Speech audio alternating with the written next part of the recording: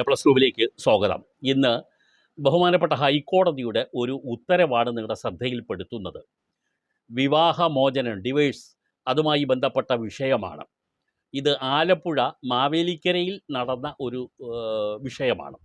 ആലപ്പുഴ കുടുംബ കോടതി തള്ളിക്കളഞ്ഞ ഒരു വിഷയം ഹൈക്കോടതി അംഗീകരിച്ച് വിവാഹമോചനം അനുവദിച്ചതാണ് ഇതിൻ്റെ രത്നച്ചുരുക്കം. ഇതിൻ്റെ പശ്ചാത്തലം എന്ന് പറയുന്നത് 17ാമത്തെ വയസ്സിൽ ഈ പരാതിക്കാരിയായ സ്ത്രീ ഒരു കുട്ടിയുടെ പിതാവായ ഒരു മനുഷ്യനുമൊത്ത് വിവാഹബന്ധത്തിൽ ഏർപ്പെട്ടു. വിവാഹബന്ധത്തിൽ എന്ന് പറഞ്ഞാൽ പ്രേമത്തിനെ തുടർന്നിട്ടുള്ള ഒരു പരസ്പര സ്വീകാര്യതയുടെ അടിസ്ഥാനത്തിലാണ് അവർ ഒരുമിച്ച് ജീവിതം തുടങ്ങിയത്. അദ്ദേഹം തുടർന്ന് ഈ പെൺകുട്ടിയെ വിവാഹം കഴിക്കുകയും അവരിൽ ഒരു കുട്ടി ഉണ്ടാവുകയും ചെയ്തു. ആദ്യത്തെ ഭാര്യയിൽ നിന്നും അദ്ദേഹം വിവാഹമോചനം നേടുകയും ചെയ്തു.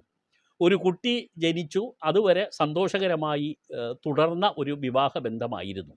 ശേഷം സംഭവിച്ചത് പലയിടത്തും ഈ പ്രണയവിവാഹത്തിന് ശേഷം എന്താണോ സംഭവിക്കുന്നത് അത് തന്നെയാണ്. മഹാഭൂരിപക്ഷം പ്രണയവിവാഹങ്ങളുടെയും ഒരു രുചി ഇല്ലെങ്കിൽ അതിൻ്റേതായ ഒരു ആവേശം ആദ്യത്തെ ഒരു വർഷം ഉണ്ടാകും.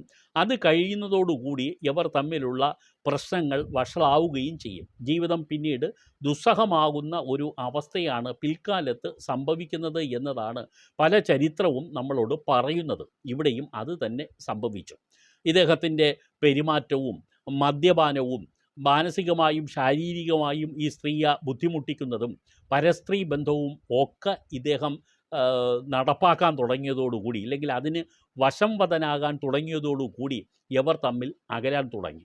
നിരന്തരമായ മദ്യപാനവും തുടർന്നുള്ള ശാരീരിക മാനസിക പീഡനവും കഠിനമായതോടുകൂടി ഈ സ്ത്രീ ഇദ്ദേഹത്തിൽ നിന്ന് രക്ഷപ്പെടാനുള്ള ഒരു മാർഗം അന്വേഷിക്കുകയായിരുന്നു. പലപ്പോഴും മുറിക്കുള്ളിൽ കെട്ടിയിട്ട് തന്നെ ഇദ്ദേഹം പീഡിപ്പിച്ച സ്ഥിതി വന്നപ്പോൾ ഈ കുട്ടി സ്വന്തം വീട്ടിലേക്ക് ഓടിപ്പോവുകയും തുടർന്ന് മാവേലിക്കര കോടതിയിൽ, കുടുംബ കോടതിയിൽ ഡിവേഴ്സിന് വേണ്ടിയുള്ള പെറ്റീഷൻ ഫയൽ ചെയ്യുകയും ചെയ്തു. എന്നാൽ ഈ കുടുംബ കോടതി ഈ പെറ്റീഷൻ അനുവദിച്ചില്ല.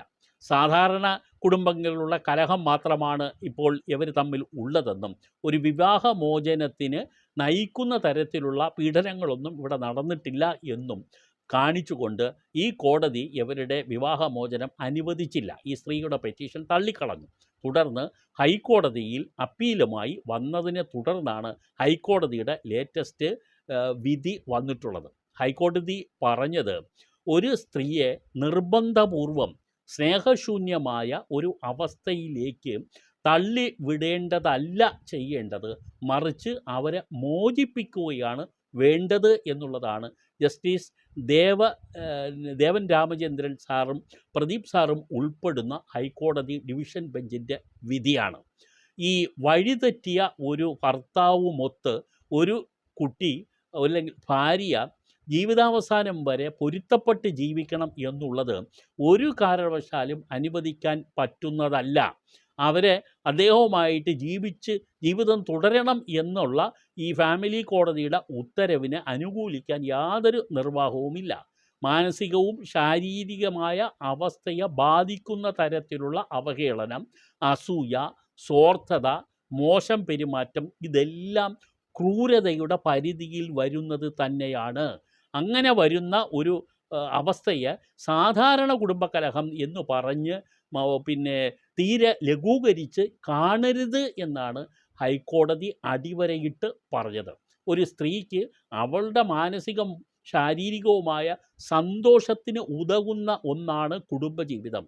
അങ്ങനെയുള്ള ഒരു ഫാമിലി ലൈഫിലേക്ക് ആ സ്ത്രീയെ കൊണ്ടെത്തിക്കാൻ കഴിയാത്തിടത്തോളം കാലം ആ ഹസ്ബൻഡ് പ്രതിക്കൂട്ടിൽ തന്നെയാണ് നിൽക്കുന്നതെന്നും വിവാഹമോചനത്തിന് ഇത് മതിയായ കാരണമാണെന്നും ഹൈക്കോർട്ട് അടിവരയിട്ട് പറയുകയാണ് ചെയ്തത്. വിവാഹമോചനം അനുവദിച്ചു കൊടുത്തു. 14 വർഷമായി കെട്ടിക്കിടന്ന ഒരു വിഷയമാണ്. ഇക്കാര്യത്തിൽ ഹൈക്കോടതിയുടെ എന്തായാലും ആ തീരുമാനം അത് ഏറ്റവും ശ്ലാഘനീയമാണ് എന്ന് പറയാതെ വയ്യ.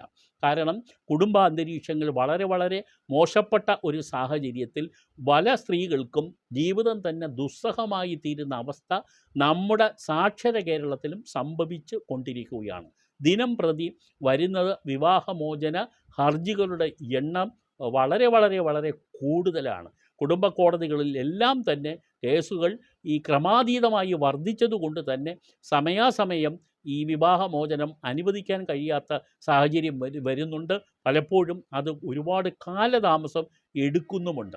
പലരും വിവാഹമോചനത്തിന് ഹർജി കൊടുക്കാതെ തന്നെ മാനസികമായ പീഡനങ്ങൾ അനുഭവിച്ചുകൊണ്ട് തന്നെ ജീവിതം ജീവിച്ചു തീർക്കുക മാത്രമാണ് ചെയ്യുന്നത്. എന്തായാലും ഹൈക്കോടതിയുടെ ഈ ഉത്തരവ് നിങ്ങളുടെ ശ്രദ്ധയിൽപ്പെടുത്തുന്നത് ഇത് കേൾക്കുന്ന ഭർത്താക്കന്മാർ ഓർത്തിരിക്കുക. ചില കാര്യങ്ങളിൽ ഇതൊന്നും പീഡനമല്ല, ഇതൊന്നും വിവാഹമോചനത്തിന് അർഹമായ കാരണങ്ങളല്ല എന്ന് പറഞ്ഞ് ഇതിനെ ഒഴിവാക്കാനൊന്നും കഴിയില്ല എന്ന് നിങ്ങൾ ഓർത്തിരിക്കുക. കോടതി ഇതെല്ലാം ശ്രദ്ധാപൂർവം പഠിക്കുകയും മനസ്സിലാക്കുകയും ഉൾക്കൊള്ളുകയും ചെയ്യുന്നുണ്ട്. അത് കീഴ്ക്കോടതി ചെയ്തില്ലെങ്കിൽ മേൽക്കോടതി ചെയ്യും എന്നുള്ളതും കൂടി നിങ്ങൾ മനസ്സിലാക്കിയിരിക്കുക.